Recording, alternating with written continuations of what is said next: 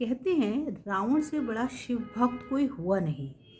और इस बात को रावण भी बहुत अच्छी तरह से जानता था और उसे इस बात का बहुत अहंकार भी था। इतना अहंकार कि वह अब शिव पर अपना एकाधिकार यानी कि केवल अपना अधिकार चाहता था।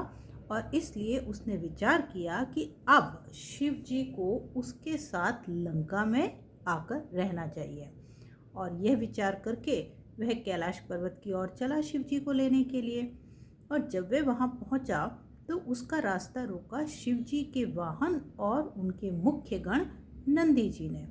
जब नंदी जी ने उससे कैलाश पर इस प्रकार आने का कारण पूछा तो उसने कहा, मैं शिव जी को लेने आया हूँ। नंदी जी ने कहा, लेने आया हूँ मतलब? तो रावण बोला कि अब शिव जी मेरे साथ लंका में ही रहेंगे। तो नंदी जी यह सुनकर और उसके गर्व को देखकर बहुत ही आश्चर्यचकित और क्रोधित हुए। नंदी जी ने कहा, क्या शिव जी ने तुमसे ऐसा कहा है? रावण ने कहा, नहीं, पर मैं उन्हें लेने आया हूँ।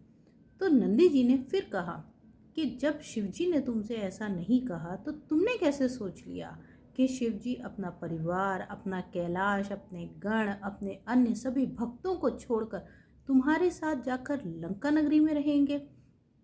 अब रावण नंदी जी से बहुत परेशान हो गया और उसने नंदी जी का अपमान करना शुरू किया कि तुम होते कौन हो मुझे रोकने वाले? तुम हो क्या? तुम बस एक बैल ही तो हो। और बुद्धि बुद्धि तो तुम्हारी एक बंदर जैसी है। अब नंदी जी ने उसको फिर से रोका और कहा कि तुम अभी की अभी यहाँ से चले जाओ। लेकिन रावण रावण तो उनका अपमान ही करता रहा। रावण बार बार बोलता रहा, मुझे समझ में नहीं आता शिव जी ने क्या सोचकर तुम जैसे जानवर को अपने गणों का अध्यक्ष बनाया, जिसकी बुद्धि एक बंदर के जैसी है। वे बार बार बंदर बोलकर उनकी बुद्धि पर कटाक्ष कर रहा था। अब बस नंदी जी इससे अधिक बर्दाश्त न कर सके और नंदी जी ने रावण को एक श्राप दिया।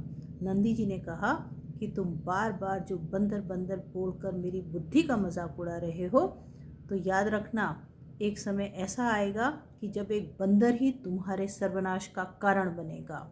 राम रावण युद्ध में हनुमान जी और उनकी वानर सेना ही थी जो कि रावण के सर्वनाश का एक बहुत बड़ा कारण बनी थी।